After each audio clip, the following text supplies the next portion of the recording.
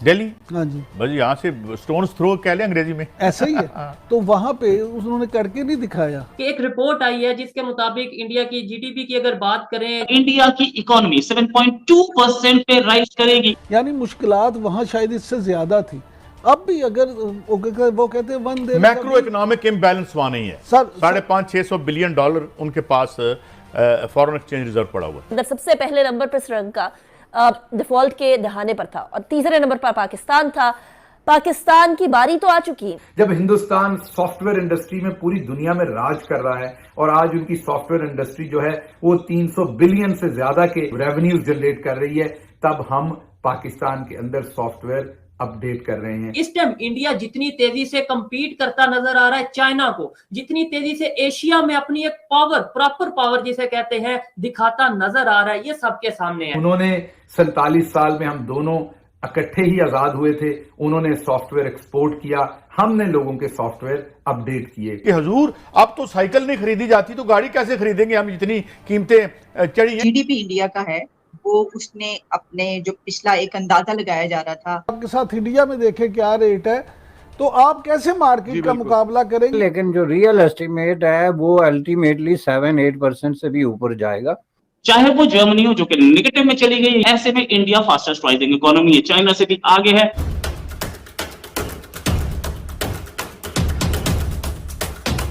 नमस्कार दोस्तों, जैसा कि आपको मालूम हो कि भारत दुनिया की 5वीं सबसे बड़ी अर्थव्यवस्था है और जो 2023 फिजिकल रेट के जो ग्रोथ रेट जीडीपी रेट आए हैं वो काफी उत्साहवर्धक हैं।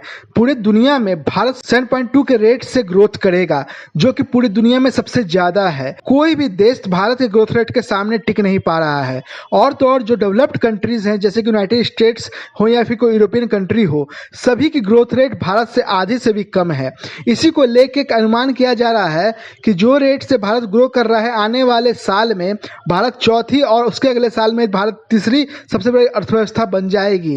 इन्हीं सब को लेके जो पूरी दुनिया की मीडिया है और जो दुनिया के इकोनॉमिक फोरम है वो भारत को बहुत ही उत्साहवर्धक निगाहों से देख रहे हैं और ये बताने की कोशिश कर रहे हैं कि अगर पूरी दुनिया को कहीं इन्वेस्ट करने की जरूरत है तो वो भारत है। जिस तरह कोरोना काल हो और जिस तरह की मंदी पूरी दुनिया में फैली हुई है कोरोना काल को लेके, उसमें भी भारत की ग्रोथ रेट हमेशा उत्साहवर्धक रही है और हमेशा 6% से ऊपर ही रही है।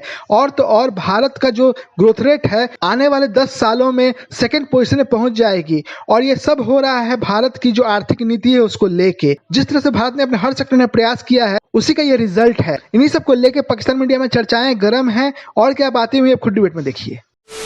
बहुत मुश्किल वक्त नहीं है जहां कोई ऐसे अहम फैसले माशी एतबार से किए जाएं ताकि सियासत पहले मुस्तहकम हो तो मीशत भी मुस्तहकम हो। अच्छा काजी साहब, इसको दूसरे तरीके से भी देखा जा सकता है कि मौशियत मुस्तहकम हो तो फिर सियासत मुस्तहकम हो। आप मुझे ये बताएंगे आपके कितने फासले पे दिल्ली?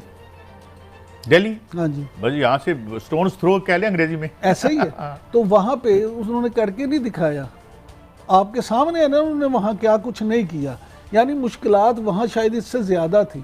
अब भी अगर वो कहते हैं one there macro economic imbalance वहां नहीं है। सर 550-600 बिलियन डॉलर उनके पास फॉरेन एक्सचेंज रिजर्व पड़ा हुआ है। फिर उसके बाद आपके पास उनकी निस्बत जो मतवस्त तबका है, मिडिल क्लास है, वो कहीं ज्यादा है। इन सारी चीज़ों के बावजूद आप अगर यहाँ पे वो कर सकते हैं तो आप क्यों नहीं कर सकते?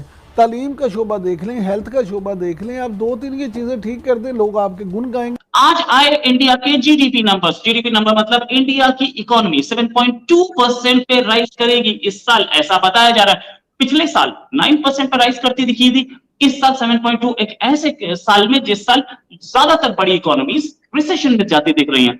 चाहे वो जर्मनी हो जो कि निगेटिव में चली गई है या दूसरी इकोनॉमीज यूरोप की, अमेरिका, ये सब के सब खराब इकोनॉमिक ग्रोथ की मारी होंगी। ऐसे में इंडिया फास्टेस्ट राइजिंग इकोनॉमी है, चाइना से भी आगे है। बड़ी इकोनॉमीज में, छोटी इकोनॉमी तुलाबू या पापुआ न्यू गिनी, इनका कंपैरिजन नहीं होता बड़ी इकोनॉमी से। पाकिस्तान में कैसे दिया जा रहा है इंडियन इकोनॉमी की इन फिगर्स को?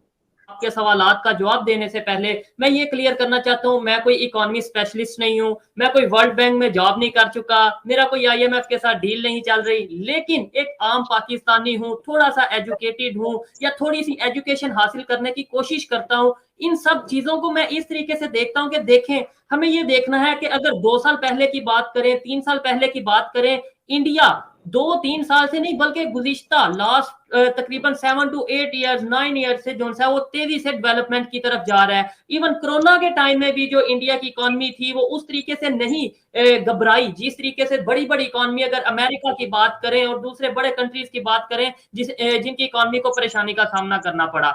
इस टाइम हमें यह सोचना है, पाकिस्तान की पब्लिक, आपने पूछा क्या सोच रही है पाकिस्तान में, इस रेट को, इकोनॉमी को कैसे, इंडिया की इकोनॉमी को कैसे देखा जा रहा है। मैं ये बताऊं, ये बात तो 100% आज मैं क्लियर करता हूं। बहुत सी चीजें आपके इस प्रोग्राम में आज मैं क्लियर करूंगा, देखने वालों के लिए भी, पाकिस्तान से जो देखते हैं अगर उनके लिए भी, कि पाकिस्तान के साथ, इंडिया के साथ और पाकिस्तान का फर्स्ट ऑफ ऑल कोई कंपटीशन रहा ही नहीं। ये दूर दूर तक बिल्कुल क्लियर हो चुका है।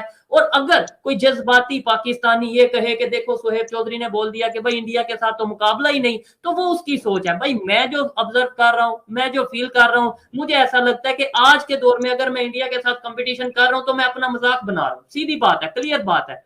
क्योंकि हम किसी भी फील्ड में देख लें, इकोनॉमी की आपने बात की, आपने इसके अलावा डेवलपमेंट की आप बात कर लें, इंफ्रास्ट्रक्चर की बात कर लें, इवन विजन, सोच की बात कर लें, हमारे में और इंडिया वालों में बहुत सा डिफरेंस नजर आ रहा है। अब बात आती है कि कैसे डिफरेंस आया, बात आती है इकोनॉमी कैसे ग्रो हुई, बात आती है कि अगर इंडिया डेवलपमेंट की तरफ जा रहा है, वो भी इन सालों में, जिन सालों में दूसरी बड़ी इकोनॉमीज जो सी हैं वो रिसेशन का शिकार हो रही हैं, उसकी रीजन क्या है? उसकी रीजन ये है, दो चीजें जो मैंने ऑब्जर्व की हैं। एक तो पॉलिटिकल स्टेबिलिटी के, जैसे आपके इंडिया में इस टाइम जो गवर्नमेंट है, पीएम मोदी साहब की अगर बात करें तो उन्होंने पिछला अपना टेन्योर पूरा किया, अभी भी टेन्योर ऑलमोस्ट पूरा हो चुका है, उनका होने वाला है। और ऐसा लग रहा है, जब मैं ऑब्जर्वेशन करता हूं, इंडिया के लोगों से बात करता हूं, तो ऐसा लग रहा है आने वाला टाइम भी शायद उन्हीं का ही होगा या उनकी पार्टी का होगा। वो पीएम रहते हैं नहीं रहते वो एक अलग मैटर है।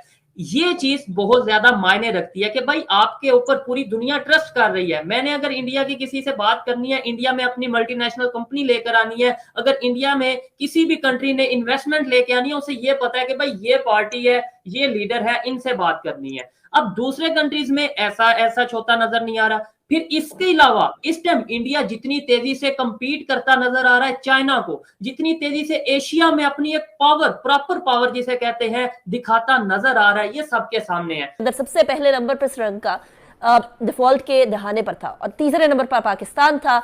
पाकिस्तान की बारी तो आ चुकी क्योंकि पहले और दूसरे नंबर वाले मुबालिक दोनों ही डिफॉल्ट कर चुके हैं, लेकिन ऐसे आसार भी नजर आने लगे। मिफ्ता इस्माइल भी ये कहते हैं कि डिफॉल्ट की बात जो है वो हमें सच होती हुई नजर आ रही है। इसहाक डार साहब मानने को तैयार नहीं है। इसहाक डार साहब ने बड़ी दफा बहुत ही एरोगेंटली आईएमएफ को डील किया और एक ऐसे फाइनेंस मिनिस्टर के तौर पर सामने आए जो कि शायद अपनी अना को ज्यादा और पाकिस्तान की मईशत को कम तरजीह देते हुए नजर आ रहे हैं। डॉलर इस टाइम पर पाकिस्तान के अंदर ओपन मार्केट के अंदर तकरीबन 314 का ट्रेड कर रहा है। श्रीलंका में जब डिफॉल्ट हुआ था तो उस टाइम पर डॉलर उनका 360 तक पहुंच गया था, जो कि इस टाइम पर 310 पे पहुंच चुका है। यानी हम उस पॉइंट पे आ गए हैं जिस पे इस टाइम पर श्रीलंका मौजूद है। डिफॉल्ट होना या नहीं होना और सियासत के ऊंच नीच जो है वो मईशत को कैसे बॉदर करेगी।